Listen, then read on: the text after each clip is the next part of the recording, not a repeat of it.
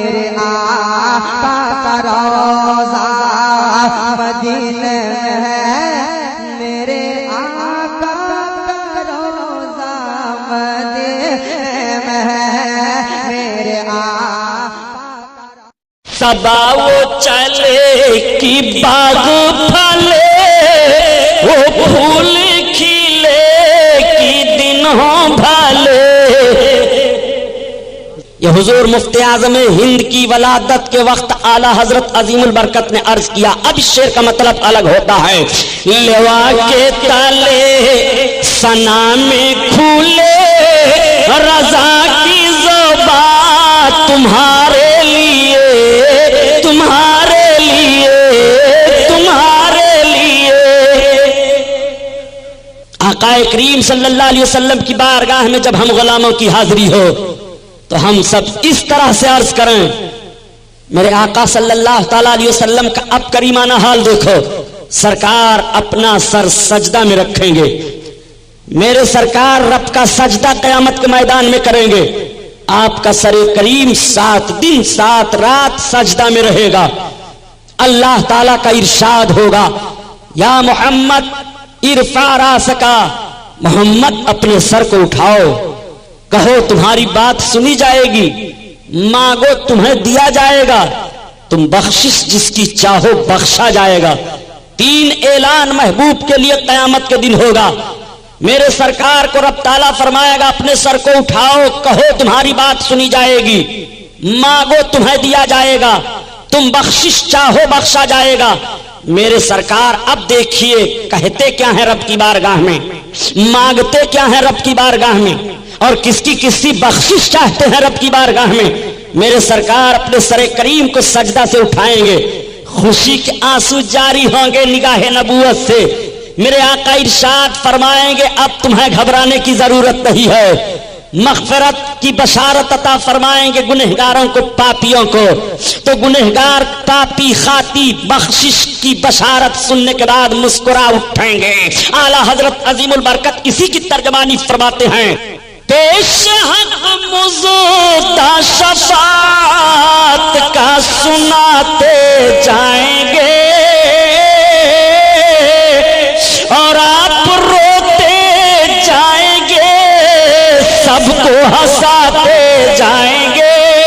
اللہ تکبیر، نعرہ رسالت، مسلک اعلیٰ حضرت آقا کریم صلی اللہ تعالیٰ علیہ وسلم کا قریبانہ حال ذرا دیکھو۔ میرے سرکار کے مقدس آنکھوں میں خوشی کے آنسو جاری ہوں گے۔ آنکھوں میں آنسو 2 ہی وقت آتے ہیں، یا تو انتہائی خوشی حاصل ہو تب آنکھوں میں آنسو آ جاتے ہیں، یا تو انتہائی غم ہو تب آنکھوں میں آنسو آ جاتے ہیں۔ میرے سرکار کو انتہائی خوشی حاصل ہے۔ آقا کریم اتنے خوش ہیں کہ تشکر کے آنسو نگاہ پاک سے جاری ہو گئے، اور سب کو بشارت دے رہے ہیں اب تمہیں گھبرانے کی ضرورت نہیں ہے۔ اعلیٰ حضرت عظیم البرکت فرماتے ہیں کہ اب آئی شفاعت کی ساعت آئی، ذرا چین لے میرے گھبرانے والے، گھبرانے والے، ذرا چین لے میرے گھبرانے والے، گھبرانے والے۔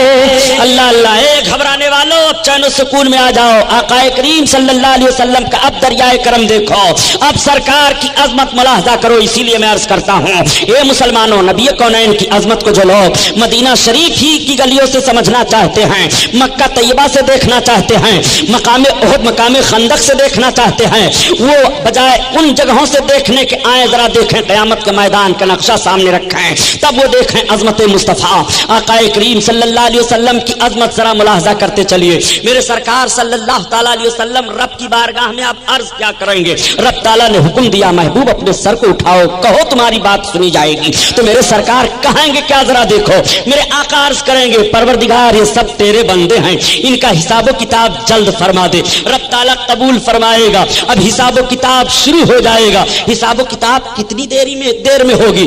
آؤ ذرا دیکھو، صرف 6 گھنٹہ کے اندر اندر سارا حساب و کتاب ختم ہو جائے گا۔ اللہ اکبر، اور کیسے کیسے لوگ بخش دیے جائیں گے. تو اعلیٰ حضرت عظیم البرکت کے والد گرامی علامہ نقی علی خان رحمۃ اللہ تعالی علیہ الکلام الاوضح فی تفسیر علم نشرح میں تحریر فرماتے ہیں کہ 4 ارب 90 کروڑ 77 لاکھ مومنین کی مغفرت بلا حساب و کتاب کر دی جائے گی. اللہ اللہ. اور صرف 6 گھنٹے کے اندر اندر سارا حساب و کتاب ختم کر دیا جائے گا. اب سوال یہ پیدا ہوتا ہے کہ جب 6 گھنٹے کے اندر اندر سارا حساب و کتاب ختم ہوگا تو مفتی واجد علی صاحب نے تو حدیث سنا دیا تھا کہ قیامت کا ایک دن 50,000 برس کا ہوگا. پھر یہ سارا وقت کس لیے ہوگا آخر؟ اللہ تعالیٰ کو تو علم ہے کہ میرا فلاں بندہ جنتی ہے، فلاں جہنمی ہے، فلاں کے پاس اتنی نیکیاں ہیں، فلاں کے پاس اتنی برائیاں ہیں، فلاں اتنی نیکیاں کرے گا، فلاں اتنی اچھائیاں کرے گا. جنتی کو جنت میں ڈال دے،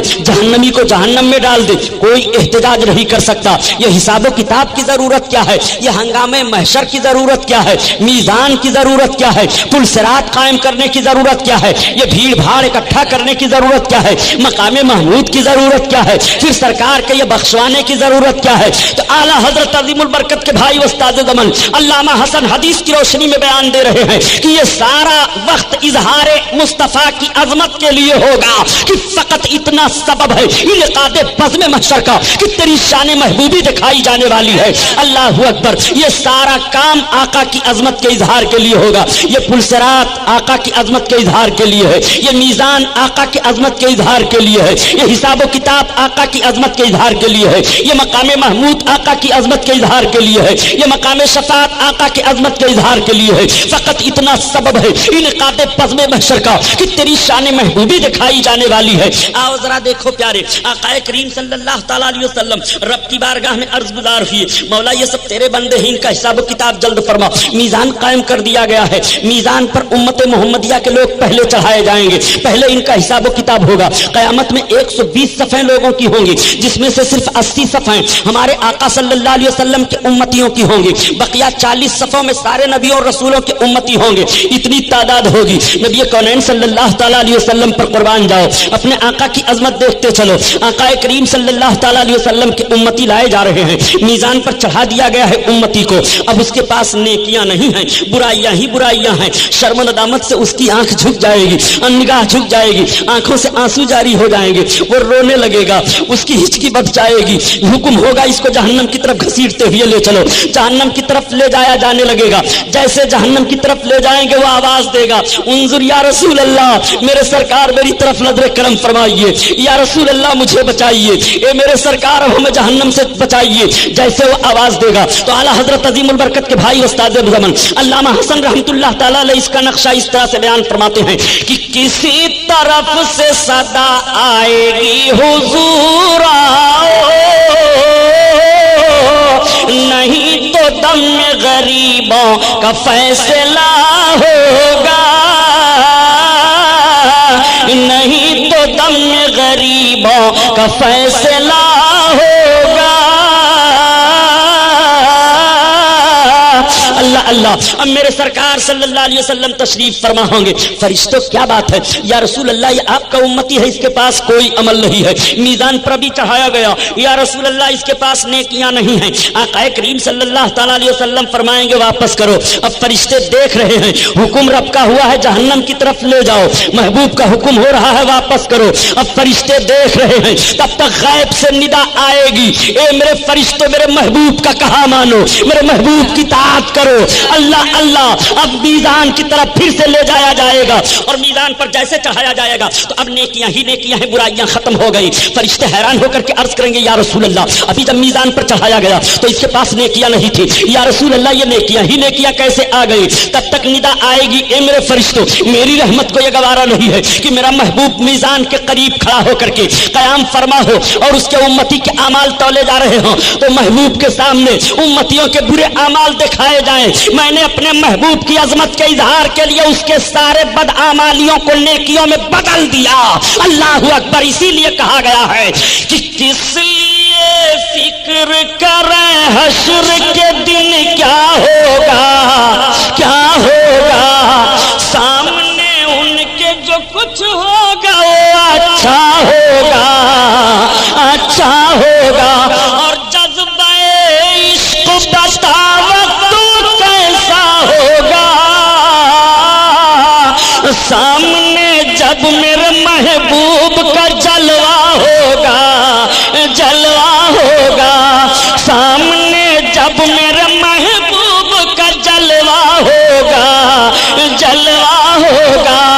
اللہ اللہ، آپ ذرا ملاحظہ فرمائیے، یہ عظمت مصطفیٰ ہے، آقا کریم صلی اللہ تعالیٰ علیہ وسلم کا دوسرا امتی میزان پر چڑھایا جائے گا۔ امتی کے پاس عمل نہیں ہے، اس کے پاس بھی برائیاں ہی برائیاں ہیں، گناہ کا دفتر اس کے سامنے رکھ دیا جائے گا۔ یہ دیکھ تیرے گناہ کا دفتر ہے، یہ دیکھ تیرے کالے کالے کارنامے ہیں جو تم نے دنیا میں کیا تھا اور سوچا تھا کہ میرے گناہوں کو کوئی نہیں دیکھ رہا ہے۔ اے خدا کے بندو، گناہوں کو چھوڑ دو، خدا کی قسم زمین کے جس حصہ پر تم پاپ کر رہے ہو، کل قیامت کے دن زمین کا یہ حصہ گواہی دے گا تمہارے خلاف۔ اے میرے پروردگار، تیرے بندے نے مجھ پر یہ جرم کیا ہے، میرے اوپر یہ خطا کی ہے، تمہارے جسم کے اعضاء بول پڑیں گے تمہارے خلاف۔ خطاؤں سے توبہ کر لو، اپنے گناہوں سے معافی مانگ لو رب کی بارگاہ میں۔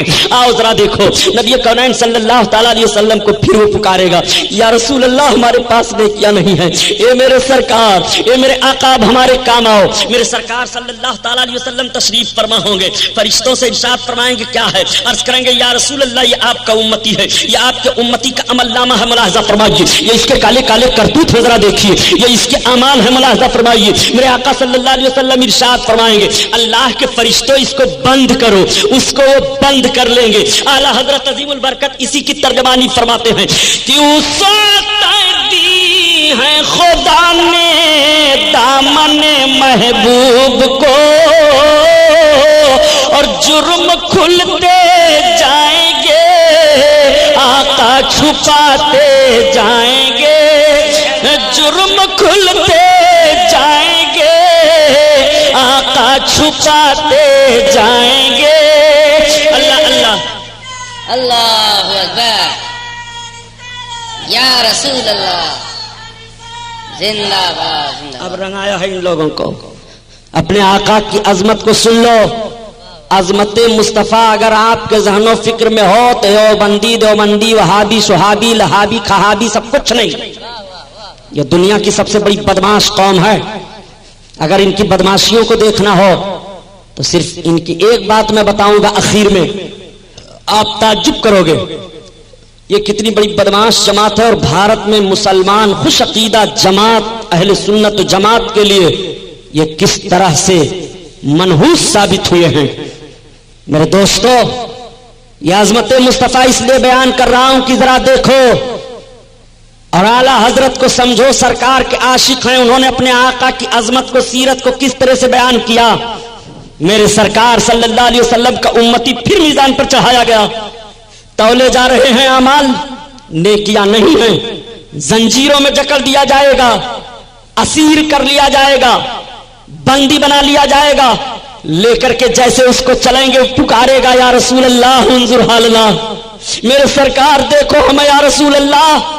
آپ ہی نے فرمایا تھا کہ شفاعتی لأہل الکبائر من امتی، میرے آقا، میرے سرکار اب مجھے بچاؤ۔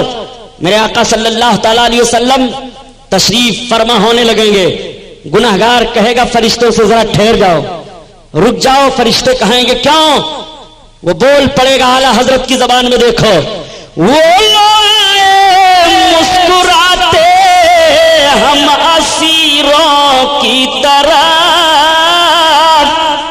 اور خرمن سیاں پر اب بجلی گراتے جائیں گے۔ اللہ کے فرشتے وہ دیکھو سید المرسلین آ رہے ہیں مسکراتے ہوئے، وہ بشیر و نذیر آ رہے ہیں، وہ میرے سرکار آ رہے ہیں۔ آقا کریم صلی اللہ علیہ وسلم تب تک تشریف فرما ہوں گے۔ اللہ کے فرشتوں کیا ہے یا رسول اللہ، یہ آپ کا گنہگار امتی ہے، اس کے پاس پاپ ہی پاپ ہیں، زنجیروں میں جکڑ کر کے اسے جہنم میں ڈالا جائے گا۔ ارشاد فرمائیں گے اللہ کے فرشتوں اس کے زنجیروں کو کھول دو، اس کی کڑیاں توڑ دو۔ اعلیٰ حضرت عظیم البرکات اسی کو بیان فرماتے ہیں کہ ٹوٹ جائیں گے گناہ گاروں کے فوراً قید و بند، اور حشر کو کھل جائے گی طاقت رسول اللہ کی، حشر کو کھل جائے گی طاقت رسول اللہ کی۔ اللہ اللہ آقا کریم صلی اللہ علیہ وسلم کی طاقت ملاحظہ کرو، سرکار کی عظمت کو دیکھو، یہ قیامت کا میدان ہے۔ میرے آقا صلی اللہ تعالی علیہ وسلم اس طرح سے بخشش فرمائیں گے، میرے سرکار شفاعت کا دروازہ کھول دیں گے۔ آقا کریم صلی اللہ تعالی علیہ وسلم رب کی بارگاہ میں عرض کریں گے، مولا یہ گنہگار جماعت ہے، بخشش فرما۔ محبوب قبول کر لیا، پروردگار اس جماعت کی بخشش فرما دے۔ محبوب قبول کر لیا، محبوب رب کی بارگاہ میں عرض کرتے جا رہے ہیں، رب کی طرف سے اجابت ملتی چلی جا رہی ہے۔ آقا کریم صلی اللہ تعالی علیہ وسلم کے گنہگار امتی بخشے جا رہے ہیں۔ میرے آقا صلی اللہ تعالی علیہ وسلم کا فرمان عالی شان ہوگا، میری امت کے صدیقوں تم بھی شفاعت کرو۔ اب سرکار کی امت کے نیکوکار پرہیزگار شہداء، صدیقین، حجاج، حفاظ، علماء، یہ سب سرکار کے اشارے پر، حکم پر رب کی بارگاہ میں شفاعت کرنا شروع کریں گے۔ چنانچہ آقا کریم صلی اللہ تعالی علیہ وسلم ارشاد فرماتے ہیں، میری امت کے صلحاء شفاعت فرمائیں گے۔ اگر اللہ تعالیٰ نے کسی کے حج کو قبول فرما لیا ہے تو حاجی اپنے گھر کے 400 افراد کو جہنم سے بچائے گا، حافظ قرآن ان 10 آدمیوں کو جہنم سے بچائے گا جن پر جہنم واجب ہو چکا ہو۔ علماء دین شفاعت کریں گے، بزرگان دین شفاعت کریں گے، ائمہ کرام شفاعت کریں گے۔ حضرت امام اعظم ابو حنیفہ کی شفاعت ہوگی، حنفیوں کی مغفرت ہو رہی ہے۔ امام شافعی رب کی بارگاہ میں سفارش کریں گے، شافعیوں کی بخشش ہو رہی ہے۔ امام احمد حنبل سفارش کر رہے ہیں، حنبلیوں کی مغفرت ہو رہی ہے۔ امام مالک سفارش کر رہے ہیں، مالکیوں کی بخشش ہو رہی ہے۔ غوث اعظم رب کی بارگاہ میں سفارش کر رہے ہیں، قادری بخشے جا رہے ہیں۔ اعلیٰ حضرت عظیم البرکت رب کی بارگاہ میں سفارشی ہوں گے، رضوی بخشے جا رہے ہیں۔ برکت اللہ شاہ مارہوی سفارشی ہوں گے، برکاتی بخشے جا رہے ہیں۔ یہ بزرگان دین رب کی بارگاہ میں، یہ نیکوکار رب کی بارگاہ میں سفارش کریں کہ گنہگاروں کی مغفرت ہو رہی ہے۔ اللہ اللہ، آپ ذرا ملاحظہ فرمائیں، اب جنتی جنت میں جانے لگیں گے اور دوزخیوں کو دوزخ میں ڈالا جانے لگے گا۔ آقا کریم صلی اللہ تعالی علیہ وسلم کو اطلاع دی جائے گی، یا رسول اللہ اب آپ کی امت پل صراط سے گزر رہی ہے، میرے سرکار پل صراط کے کنارے تشریف فرما ہوں گے اور رب کی بارگاہ میں عرض کریں گے، رب سلم رب سلم، پروردگار سلامتی عطا فرما، مولا سلامتی عطا فرما، میری امت گزر رہی ہے، میری امت گزر رہی ہے۔ مسلمانوں ایسے رسول کا کلمہ پڑھ رہے ہو، میزان عمل پر تمہارے کام آ رہے ہیں، تپش محشر میں تمہارے کام آ رہے ہیں، حوض کوثر پر تمہارے کام آ رہے ہیں، پل صراط سے گزر رہے ہو تو تمہارے کام آ رہے ہیں۔ میرے آقا صلی اللہ تعالی علیہ وسلم رب کی بارگاہ میں سلامتی کی دعا مانگ رہے ہیں تو اعلیٰ حضرت عظیم البرکت فرماتے ہیں کہ جب میرے آقا صلی اللہ تعالی علیہ وسلم رب کی بارگاہ میں سلامتی کی دعا مانگ رہے ہوں اور ہم سب لوگوں کو اس وقت پل صراط سے گزرنا ہو تو ہمیں اب گھبرانے کی ضرورت نہیں ہے، ہمیں پریشان ہونے کی ضرورت نہیں ہے، بلکہ اب ایسے ماحول میں جب ہم گزریں گے پل صراط سے تو ہمارے گزرنے کی کیفیت اس طرح سے ہوگی کہ رضا پل سے اب وجد کرتے گزریے، رضا پل سے اب وجد کرتے گزریے کہ ہے رب سلیم صدائے محمد، صدائے محمد۔ اللہ اللہ، آقا کریم صلی اللہ تعالی علیہ وسلم تشریف فرما ہوں گے۔ ایک بات اور عرض کرتا چلو پیارے، میرے سرکار تو پل صراط کے کنارے قیام فرما ہوں گے، آقا کا حکم ہوگا جبریل امین کو بھی اطلاع دے دو۔ حضرت جبریل کو کیوں اطلاع دی جائے گی، ذرا اس کو بھی دیکھو۔ میرے سرکار جب معراج شریف میں تشریف لے گئے تھے، حضرت ام ہانی کے گھر سے چلنے لگے تھے تو شوخی کر دیا تھا براق سواری۔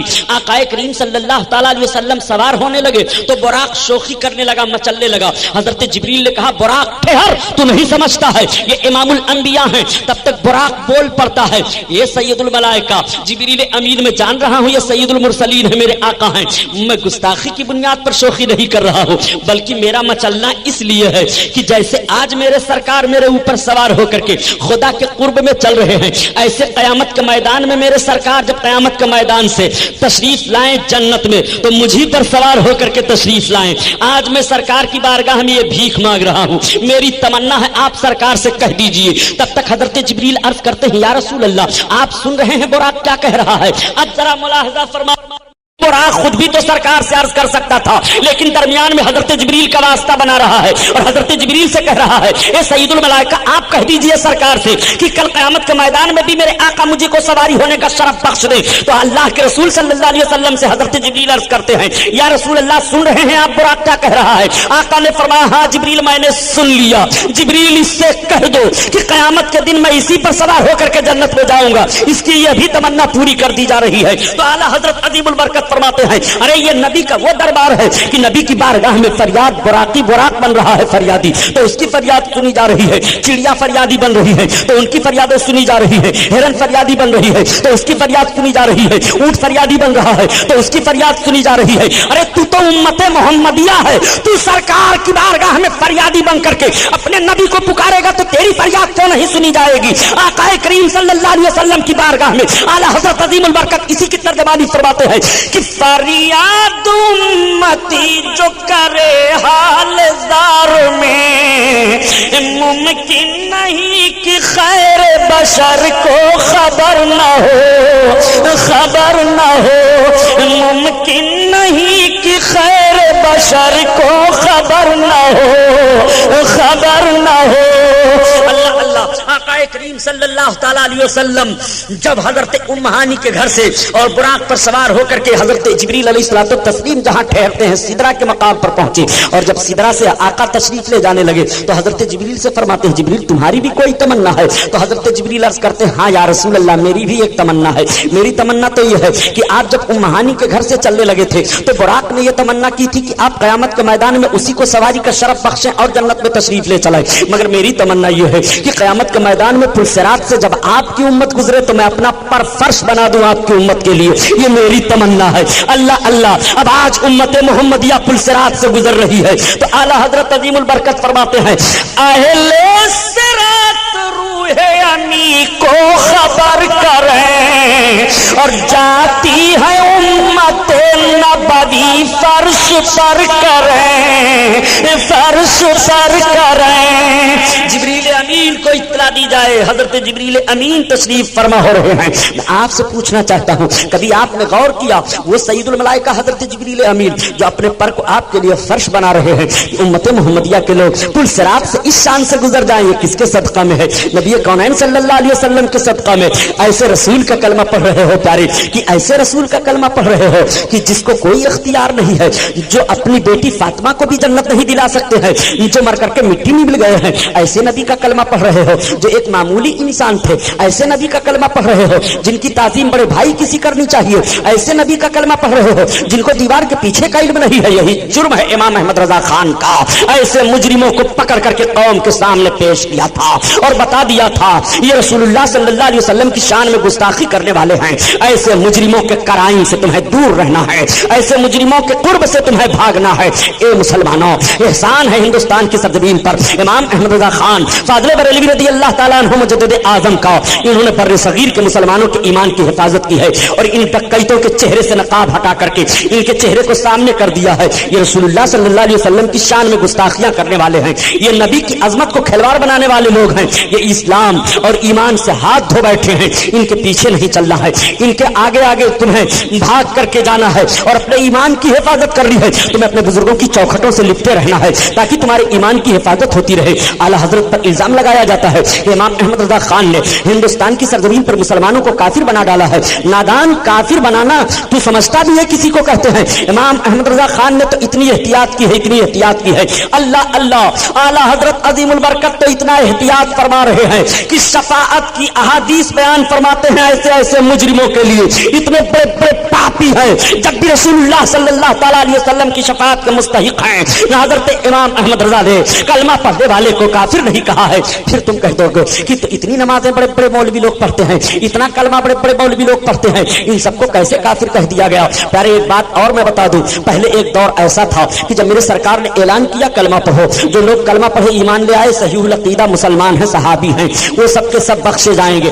جب نماز فرض ہو گئی تو اب نماز بھی پڑھیں۔ اگر کوئی کہے کہ میں صرف کلمہ پڑھتا ہوں نماز پڑھنے کی کوئی ضرورت نہیں ہے تو اسلام میں نہیں رہ جائے گا، کافر قرار دے دیا جائے گا۔ اگر کوئی کہے کہ میں کلمہ بھی پڑھتا ہوں نماز بھی پڑھتا ہوں مگر میں روزہ نہیں رکھوں گا تب بھی وہ کافر ہو جائے گا۔ اگر وہ کہے میں کلمہ پڑھتا ہوں نماز پڑھتا ہوں روزہ رکھوں گا مگر میں زکات نہیں دوں گا تب بھی کافر ہو جائے گا۔ اگر وہ کہے میں زکات دوں گا روزہ رکھوں گا نماز پڑھوں گا کلمہ پڑھوں گا لیکن میں قرآن نہیں مانتا ہوں تو کافر ہو جائے گا۔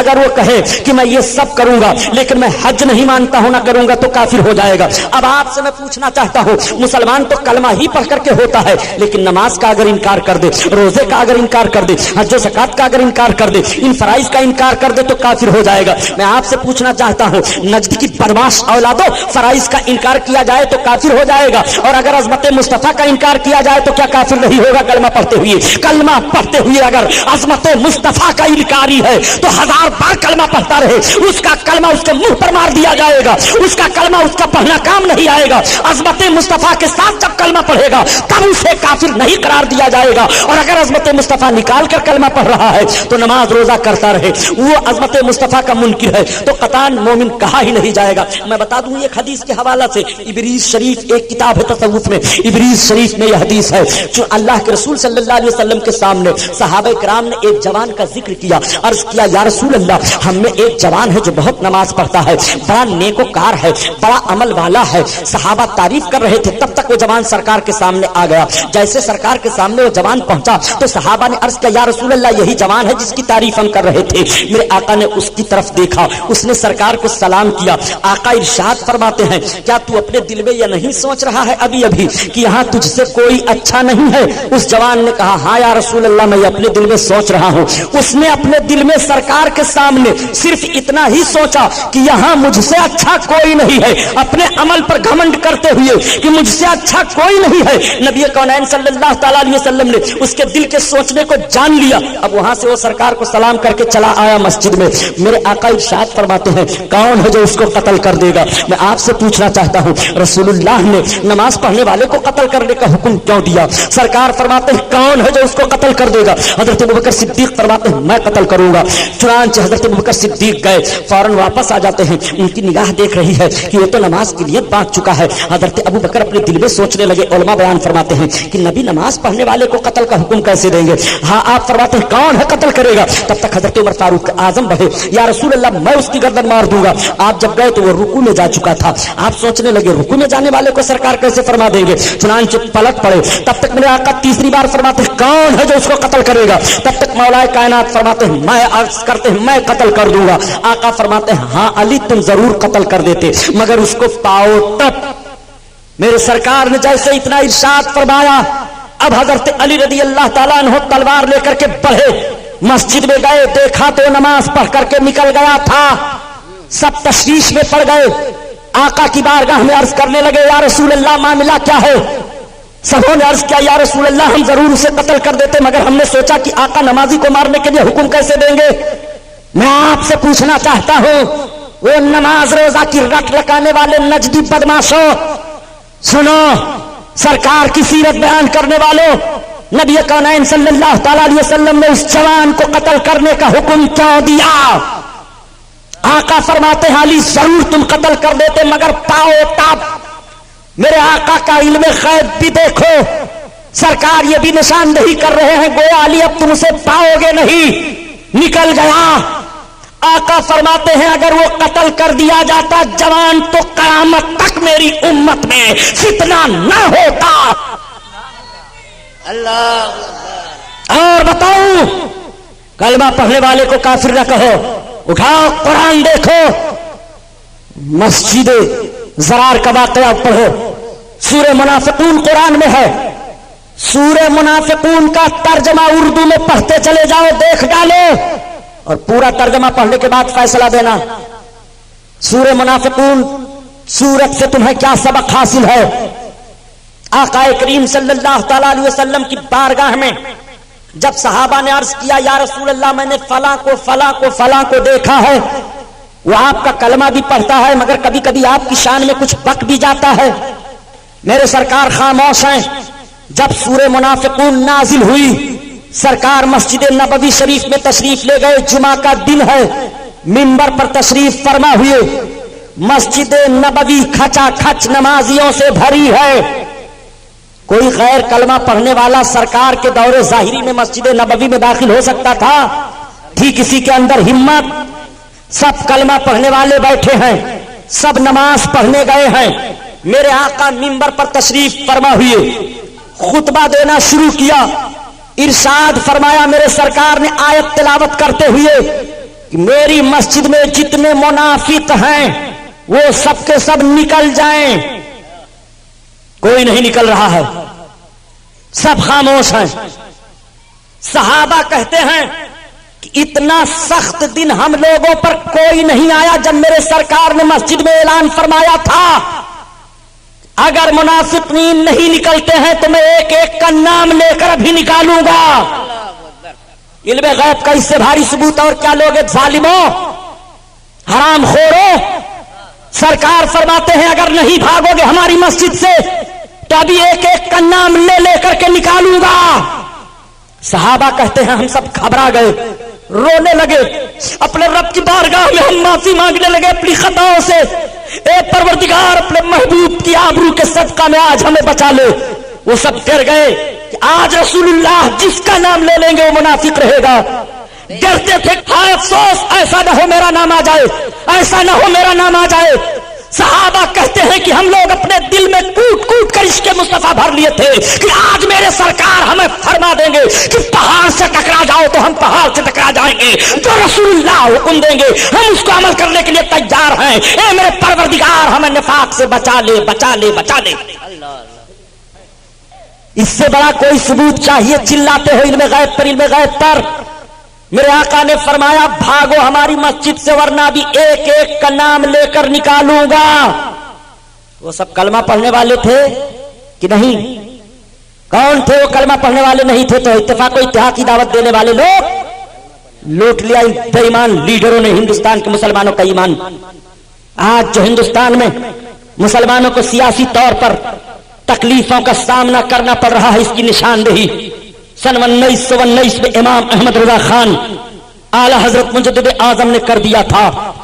جب یہی قوم کے لیڈر یہ مسٹر ابوالکلام, یہ مسٹر جناح, یہ مسٹر گاندھی, مولانا محمد علی جوہر, مولانا شوکت علی, عبد الباری فرنگی محلی, عبد الماجد دریابادی, یہ سب کے سب لوگ جب سیاسی پلیٹ فارم پر ایک ہو کر کے اور یہ ذہن و فکر دے رہے تھے کہ ہندوستان سے انگریزوں کو بھگایا جائے تو اعلیٰ حضرت عظیم البرکت ذہن و فکر دے رہے تھے کہ مسلمانوں کو متحد ہو کر کے ہندوستان میں اسلامی دشمن جتنی طاقتیں ہیں سب کا مقابلہ کیا جائے ورنہ ایک طاقت کا مقابلہ کر کے بھگا دیا جائے گا. کل یہی دوسری طاقت ہمارے لیے سوانح روح بن جائے گی اور مسلمانوں کا قتل عام ہوگا بھارت کی سرزمین پر. وہی آج ہو رہا ہے جو امام احمد رضا خان نے سن 1919 میں کہہ دیا تھا.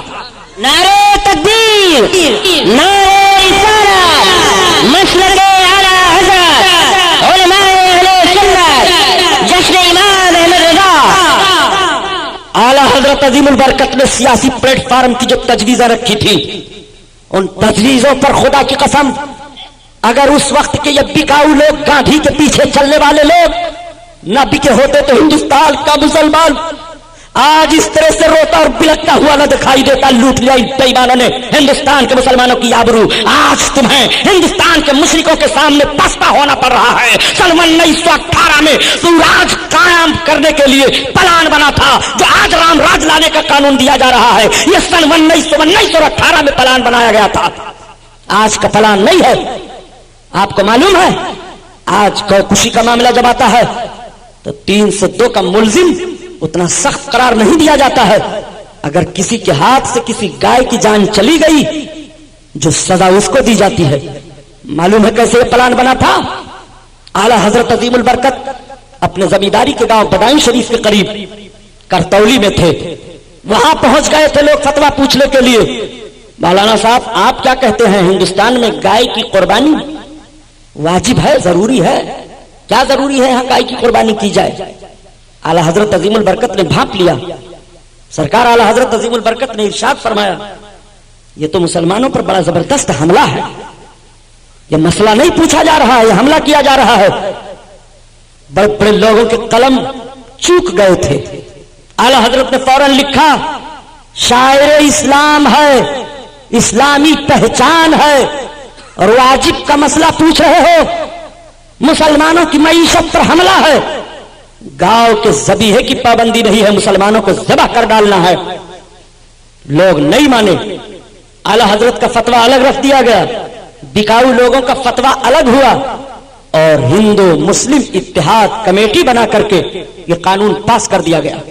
بریلی شریف کی سرزمین پر بڑا احتجاج ہوا, بڑے بڑے جلسے ہوئے بھارت کی سرزمین پر. اسی جماعت رضائے مصطفیٰ کے تحت جو جماعت یہاں کے نوجوانوں نے اپنائی ہے اور جو فارمولہ ان جوانوں نے لیا ہے یہی وہ جماعت تھی جب اعلیٰ حضرت نے قائم کیا تھا، اس کے سارے مقاصد رکھے گئے تھے.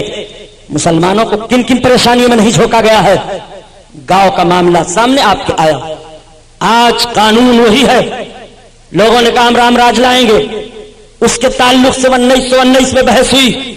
گو کشی کا معاملہ سامنے آیا. گاندھی جیسے لوگ کہہ رہے تھے کہ مسلمانوں کو چاہیے کہ ہندوستان سے چلے جائیں، ہجرت کر جائیں، ان کو دقتوں کا سامنا کرنا پڑ رہا ہے. اعلیٰ حضرت عظیم البرکت نے فرمایا تھا ہجرت کا فتویٰ دینے والے تم کون ہو؟ ہندوستان کی سرزمین پر تم سے زیادہ ہمارا حق ہے. بھارت کی سرزمین کو بھارت ہم لوگوں نے بنایا ہے، سونے کا چڑیا ہم لوگوں نے اس کو بنایا ہے. بھارت جب تمہارے قبضہ میں تھا تو تمہاری تاریخیں ہم دکھا دیں. تم سگی بہنوں کے ساتھ شادیاں کی جا رہی تھی، کنیاؤں کی آبرو لوٹی جا رہی تھی، ان کو مارا جا رہا تھا، دیو استھانوں پر ان کی بھیٹ چڑھائی جا رہی تھی. بھارت کی سرزمین پر عورت اور مرد کو دوش بدوش جینے کا حق مذہبی اسلام کے قانون نے دیا ہے. ہندوستان کو سونے کا چڑیا بنانے والے ہم ہیں. بھارت کی سرزمین سے مسلمان ہجرت کر کے نہیں جائے گا، یہی پیدا ہوا ہے، یہی مرے گا. اس ملک کی حفاظت کرے گا، اپنے ایمان کی حفاظت کرے گا.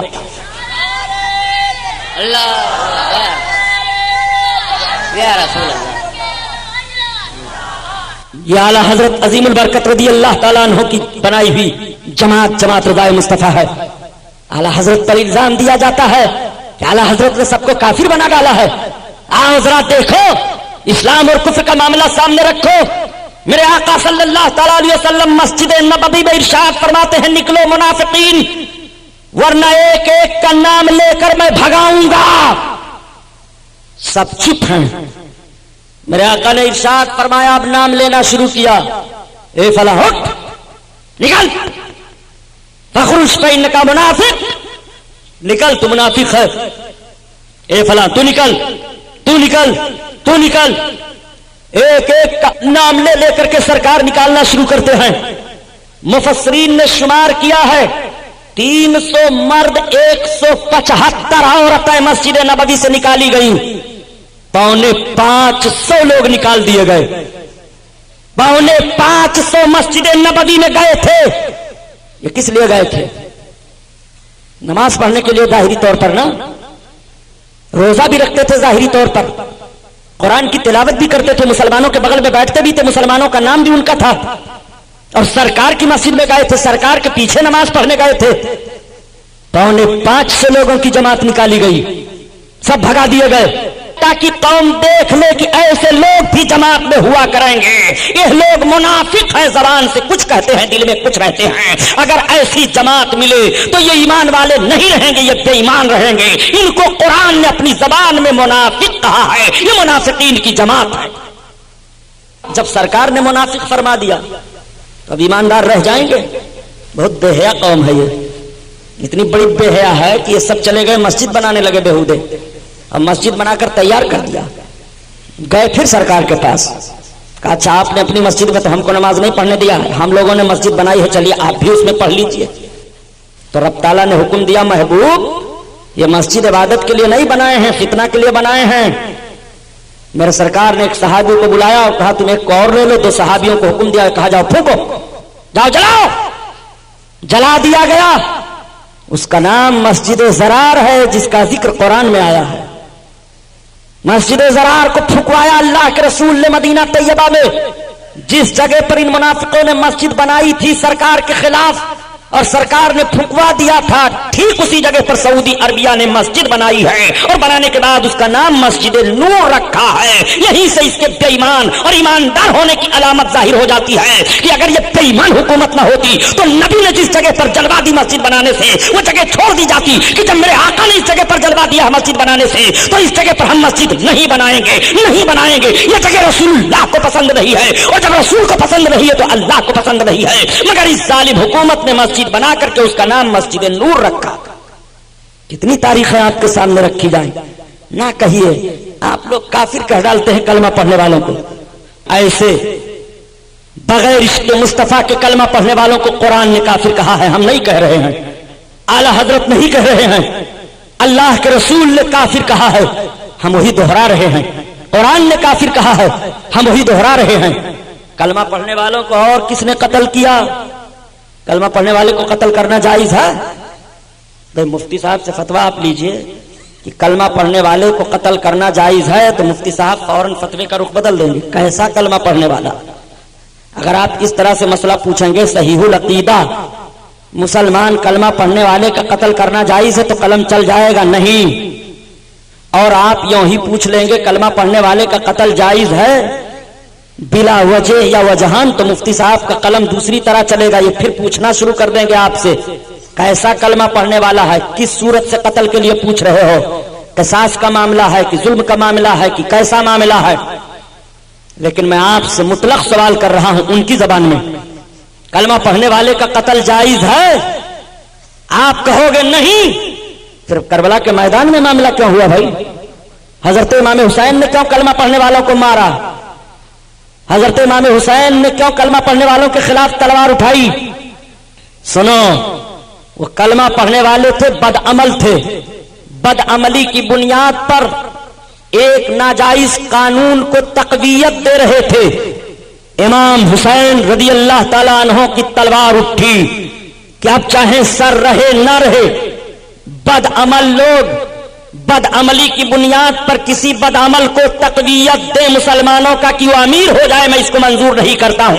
بد عملوں کے خلاف امام علی مقام کی تلوار چلتی رہی اور بد عقیدوں کے خلاف امام علی مقام کے باپ حضرت علی کی تلوار چلتی رہی. خارجیوں کو حضرت علی نے مارا ہے اور بد عمل یزیدیوں کو امام حسین نے مارا ہے, اور دونوں نے بتا دیا ہے کہ مومن صالح کی صلح نہ بد عمل سے ہو سکتی ہے نہ بد عقیدہ سے ہو سکتی ہے. اگر وہ علی کا جوہر دکھانا چاہتا ہے تو اسے خارجیوں کی طرح سے تلوار اٹھانی پڑے گی کہ جیسے خارجیوں کو علی نے مارا تھا ایسے تمہیں اسلام کے مخالفین کے خلاف تلوار اٹھانی پڑے گی. اور حسینی ہونے کا دم بھرتا ہے, عملی دنیا میں آنے کے بعد امام حسین کا کردار ادا کرنا پڑے گا.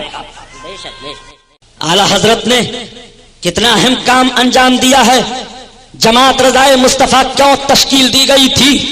یہ لوگ تو سیاسی بنیاد پر لیڈر بن رہے تھے, کانگریس پارٹی بنا رہے تھے, فلاں پارٹی بنا رہے تھے, فلاں پارٹی بنا رہے تھے. سب ایک ہو جاؤ, انگریزوں کو بھگاؤ, چاہے اسلام کا سودا کرنا پڑے, چاہے ایمان کا سودا کرنا پڑے, چاہے یہ نعرہ لگانا پڑے کہ ہندو مسلم سکھ عیسائی سب آپس میں ہیں بھائی بھائی, چاہے جیسا نعرہ لگانا پڑے, چاہے مسجد میں ان کو لا کر کے نعرہ لگوانا پڑے, چاہے مندر میں خود جا کر کے نعرہ لگانا پڑے.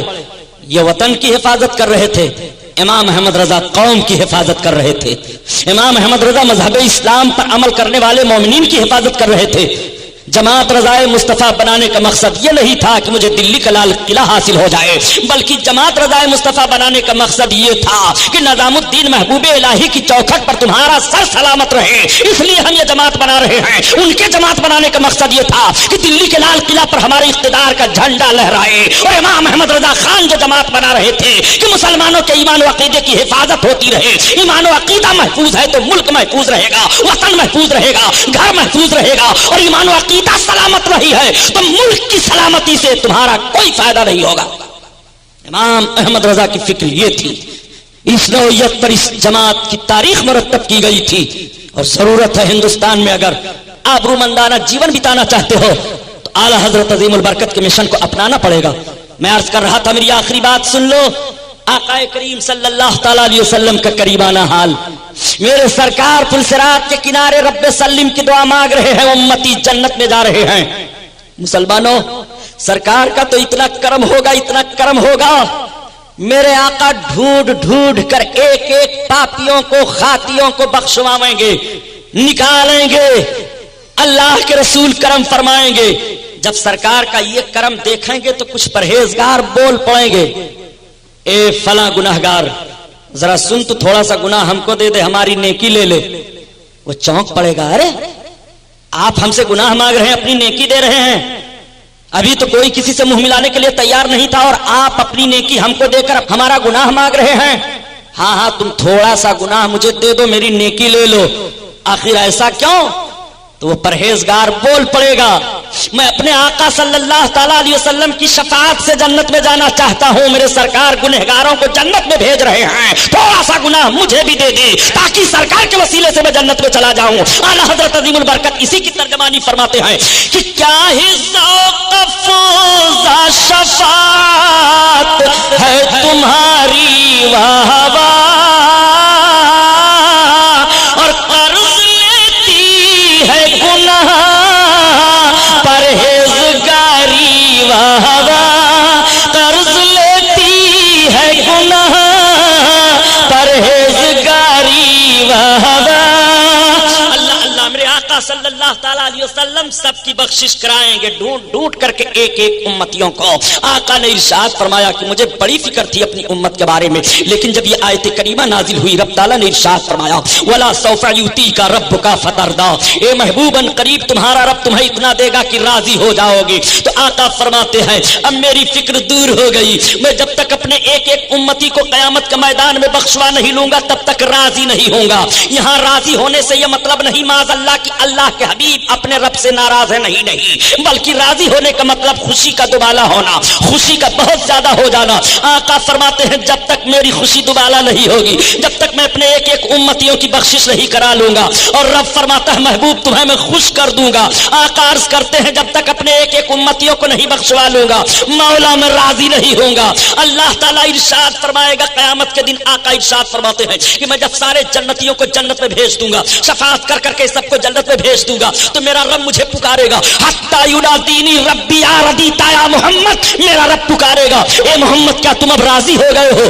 تو میں عرض کروں گا فاقول ایو ربی ردیتو، تو میں عرض کروں گا ہاں ہاں میرے پروردگار اب میں راضی ہو گیا. میرے آقا ارشاد فرماتے ہیں جب تک میرا ایک امتی بھی جہنم میں رہے گا میں راضی نہیں ہوگا. میرے سرکار ایک ایک کو بخشوائیں گے، ایک ایک کو جہنم سے نکال کر بخشوائیں گے. کچھ ایسے لوگ بھی قیامت کے میدان میں ہوں گے جو بلا توبہ مرے ہوں گے دنیا سے اور بغیر توبہ کے جہنم میں ڈال دیے جائیں گے. وہ اپنے گناہ کے مطابق سزا پائیں گے. رب کی مشیت یہ ہوگی کہ ان کو جہنم میں ڈال دیا جائے. مسلمانوں خطائیں ہو جائیں تو توبہ کر لو، شام کو توبہ کرو، صبح میں توبہ کرو، جب جب نماز پڑھو توبہ کرو، اپنے بستر پر لیٹو تب توبہ کرو، سو کر کے اٹھو تب توبہ کر لیا کرو، خطاؤں سے معافی مانگتے رہو. آقا ارشاد فرماتے ہیں کہ بلا توبہ کچھ لوگ مر جائیں گے اور ان کے گناہوں کے مطابق انہیں سزا دی جائے گی. رب کی مشیت ہوگی جہنم میں ڈال دیا جائے، وہ جہنم میں ڈال دیے جائیں گے. 1000 برس تک یا اللہ کہتے رہیں گے، دوسرا 1000 برس لگے گا یا رحمان کہیں گے، تیسرا 1000 برس لگے گا یا رحیم کہیں گے، چوتھا 1000 برس لگے گا یا حنان کہیں گے، پانچواں 1000 برس لگے گا یا منان کہیں گے، چھٹا 1000 برس لگے گا یا قیوم کہیں گے، ساتواں 1000 برس لگے گا کہ ایٹومیٹک پکار اٹھیں گے واہ محمدہ یا رسول اللہ اب ہمیں جہنم سے نکالو، یا حبیب اللہ اب ہمیں جہنم سے نکالو، اے میرے سرکار اب ہمیں جہنم سے نکالو. جب نبی کا نام جہنم میں لینا شروع کر دیں گے تو اللہ کی رحمت مچل جائے گی. رب تعالیٰ حضرت جبریل سے فرمائے گا جبریل جاؤ دیکھو جہنم کا معائنہ کرو، امت محمدیہ کے وہ افراد جو اپنے گناہوں کی بنیاد پر جہنم میں ڈال دیے گئے ان کا حال کیا ہے. تو حضرت جبریل علیہ السلام عرض کریں گے پروردگار تو اپنے بندوں کا حال زیادہ جاننے والا ہے. رب فرمائے گا جبریل جاؤ تو دیکھو. اب حضرت جبریل علیہ السلام تسلیم آئیں گے اور جہنم کے دروازہ پر پہنچیں گے. جہنم کے دروازہ پر مالک فرشتہ کی ڈیوٹی ہے. مالک دیکھیں گے کہ جبریل امین آ رہے ہیں، مالک استقبال کریں گے، جبریل امین کو سلام کریں گے. مالک پوچھیں گے کیسے آنا ہوا. حضرت جبریل امین ارشاد فرمائیں گے مالک یہ بتاؤ امت محمدیہ کے جو افراد اپنے گناہوں سے بلا توبہ کیے ہوئے مرے تھے اور رب کی مشیت ہوئی کہ انہیں سزا دی جائے، جہنم میں ڈال دیے گئے تھے، ان کا حال کیا ہے. تو مالک کہیں گے کیا اللہ نے بھیجا ہے؟ حضرت جبریل عرض فرمائیں گے ہاں. تب مالک کہیں گے ان کا بڑا برا حال ہے، وہ چل رہے ہیں، وہ چیخ رہے ہیں. حضرت جبریل کہیں گے ذرا جہنم کا دروازہ کھولو. تو جب مالک جہنم کا دروازہ کھولتے تھے جہنم بھڑکانے کے لیے تو مالک کی شکل ڈراؤنی ہے، دیکھ کر کے جہنمی بھاگتے تھے. لیکن آج جب مالک جہنم کا دروازہ کھولیں گے تو ان کے ساتھ حضرت جبریل امین ہیں. حضرت جبریل امین کی شکل بڑی اچھی ہے، جیسے جہنمی دیکھیں گے جو جنتی ہونے والے رہیں گے وہ پکار اٹھیں گے آہ اتنی اچھی صورت والا یہ کون آ گیا. تو مالک کہیں گے تم گھبراؤ نہیں، یہ جبریل امین ہیں جو محمد علیہ السلام پر وحی لے کر کے جاتے تھے. اتنا سننا ہوگا سب پکار اٹھیں گے واہ محمدہ اغثنی یا رسول اللہ. اے حضرت جبریل ہمارے آقا سے ہمارا سلام کہہ دو، ہمارے سرکار سے کہہ دو ہمیں بھول گئے، ہمارے سرکار سے کہہ دو اب ہمیں نکال لے جہنم سے.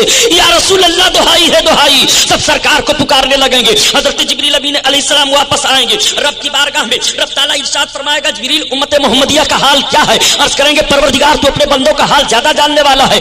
اللہ فرمائے گا جبریل کیا دیکھا تو نے؟ عرض کریں گے اے پروردگار تیرے بندے بڑے عذاب میں مبتلا ہیں، تیرے محبوب کو پکار رہے ہیں، ان کو سلام کہا ہے. تب تک رب تعالیٰ ارشاد فرمائے گا تو جبریل جاؤ میرے محبوب سے بتاؤ. اب حضرت جبریل جنت میں تشریف لائیں گے. جنت میں ایک موتی کے محل میں ایک نورانی تخت پر میرے آقا جلوہ افروز ہوں گے. تمام انبیاء مرسلین کریم سرکار کے روبرو تشریف فرما ہوں گے. حضرت جبریل پہنچیں گے اور رونے لگیں گے اور عرض کریں گے یا رسول اللہ میں نے اللہ کے حکم سے جہنم کا معائنہ کیا ہے.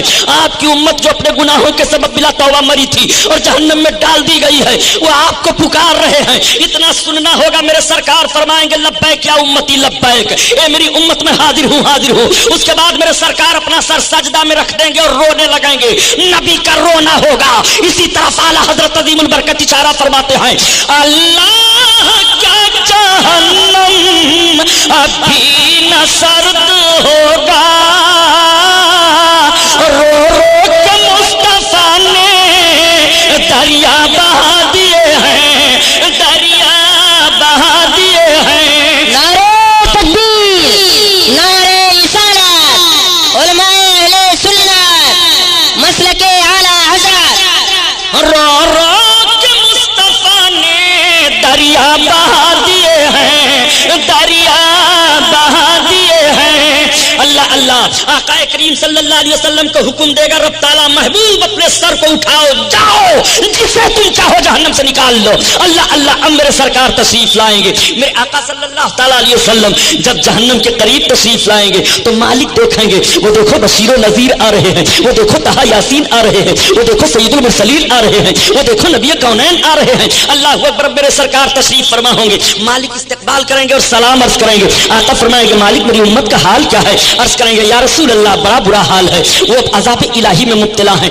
آقا ارشاد فرمائیں گے مالک جہنم کا دروازہ کھولو. عرض کریں گے یا رسول اللہ رب کا حکم ہے؟ آقا فرمائیں گے ہاں. جیسے مالک جہنم کا دروازہ کھولیں گے اور سب کی نظر سرکار پر پڑے گی تو اعلیٰ حضرت کی زبان میں سنو, گرچہ ہے بے حد قصور تم ہو عفو غفور, اور بخش دو جرم و خطا تم پہ کرو درود, بخش دو جرم و خطا تم پہ کرو درود. اللہ اللہ میرے آقا صلی اللہ علیہ وسلم جس کے دل میں رائی کے ذرہ برابر بھی ایمان ہوگا نکال لیں گے جہنم سے, اور میرے سرکار لائیں گے نہر حیات میں غسل دیا جائے گا. سب کے جسم چمکنے لگیں گے مگر پھر بھی ان کی پیشانی پر لکھا رہے گا ہم قوم جہنمی تھے. یہ میرے سرکار کی آخری شفاعت ہوگی. آقا کریم صلی اللہ تعالیٰ علیہ وسلم سے عرض کریں گے سب یا رسول اللہ ہم لوگوں کی پیشانی پر اب بھی لکھا ہے ہم قوم جہنمی تھے, تو جو لوگ پہلے سے جنت میں ہیں وہ سب دیکھ دیکھ کر کے ہم لوگوں کا چرچا کر رہے ہیں کہ یہ سب لوگ جہنم سے نکل نکل کر آئے ہیں. میرے آقا آپ دعا فرما دیں. میرے سرکار دعا فرمائیں گے وہ تحریر بھی ختم ہو جائے گی اور سب کی پیشانیاں چمکنے لگیں گی 14ویں رات کے چاند کی طرح سے. اللہ اللہ یہ کیفیت ہوگی. اسی لیے تو اعلیٰ حضرت عظیم البرکت فرماتے ہیں اے مرد مومن تو ایسے رسول کا کلمہ پڑھ رہا ہے کہ آج اگر تم ملک کا غدار بن جا تو تجھے دیش دروہی قرار دے دیا جاتا ہے.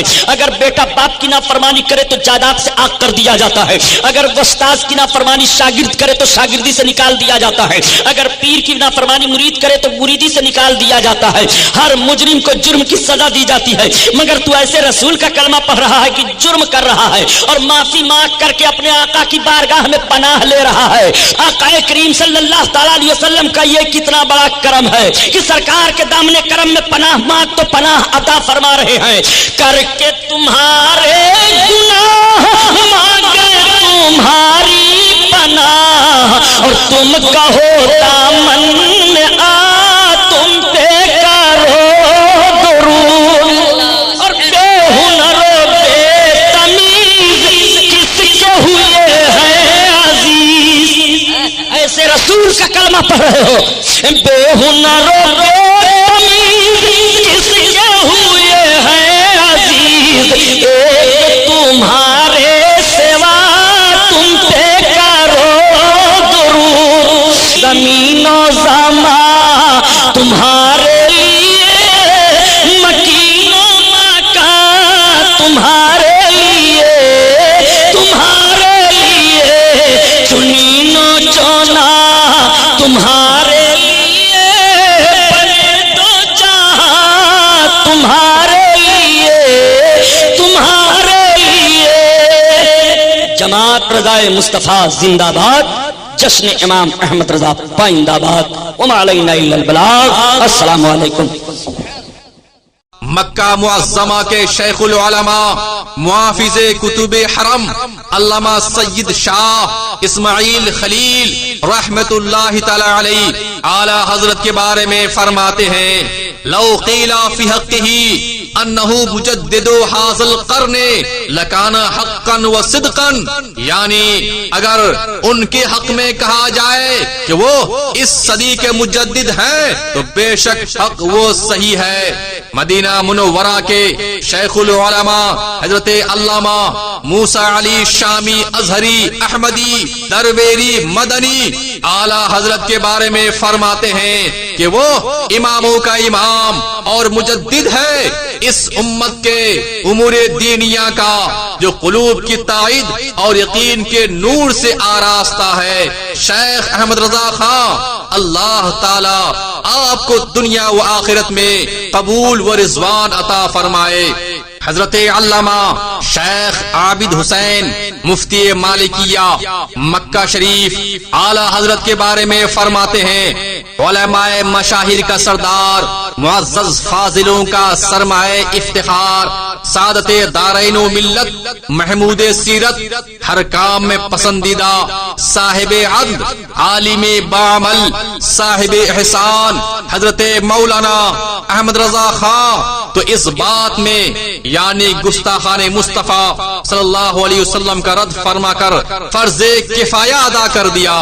شیخ سعید بن سید محمد الغزی شیخ الدلائل مدینہ شریف فرماتے ہیں جب شک و شبہ کی اندھیری رات چھا جاتی ہے تو وہ اپنے علم کے آسمان سے 14ویں کا چاند چمکاتا ہے۔ اس طرح نسلاً بعد نسل علماء کاملین و ناقدین کے ہاتھوں شریعت مطہرہ تغیر و تبدل سے محفوظ رہی، اور ان جلیل القدر علماء میں سے زیادہ سمجھ اور عظیم علم رکھنے والے حضرت مولانا احمد رضا خان ہیں۔ حضرت علامہ شیخ سید محمد علوی مالکی قاضی القضات مکہ شریف اعلی حضرت کے بارے میں فرماتے ہیں ان کی محبت سنیت کی نشانی اور ان سے دشمنی گمراہی کی علامت ہے۔ مکہ شریف کے زبردست عالم دین حضرت مولانا شیخ عبد الرحمن مکی رحمت اللہ تعالی علیہ فرماتے ہیں کہ مکہ شریف کے علماء جب امام احمد رضا فاضل بریلوی سے ملتے تو ان کا ہاتھ چومتے اور اتنے ادب سے پیش آتے کہ میں نے کسی ہندوستانی عالم کی اتنی عزت و تعظیم ہوتی کبھی نہیں دیکھی۔ دنیا کے مختلف علاقوں سے ہر سال ہزاروں قافلے مکہ شریف میں اترتے ہیں، جن میں ایک سے ایک عالم فاضل اور صاحب کمال ہوتے ہیں، لیکن جو پذیرائی اور تعظیم و احترام آپ کا کیا جاتا ہے وہ کسی دوسرے کو نصیب نہیں۔ مدینہ شریف کے عظیم المرتبت عالم دین حضرت علامہ مولانا شیخ ضیاء الدین قادری قدسہ سرہ فرماتے ہیں اعلی حضرت عظیم البرکت امام اہل سنت مجدد دین و ملت وحید عصر فرید دہر امام حمام علامہ شاہ عبد المصطفیٰ محمد احمد رضا خان قادری برکاتی بریلوی قدسہ سرہ اس صدی کے مجدد برحق حقیقی معنوں میں اسلام کے ستون اور سنت کے محافظ تھے۔ سیدنا اعلی حضرت عظیم البرکت رضی اللہ تعالی عنہ اپنے اوصاف دینی، خدمات علمی اور عظیم الشان تجدیدی کارناموں کے سبب اپنے عصر کے منفرد بطل جلیل تھے۔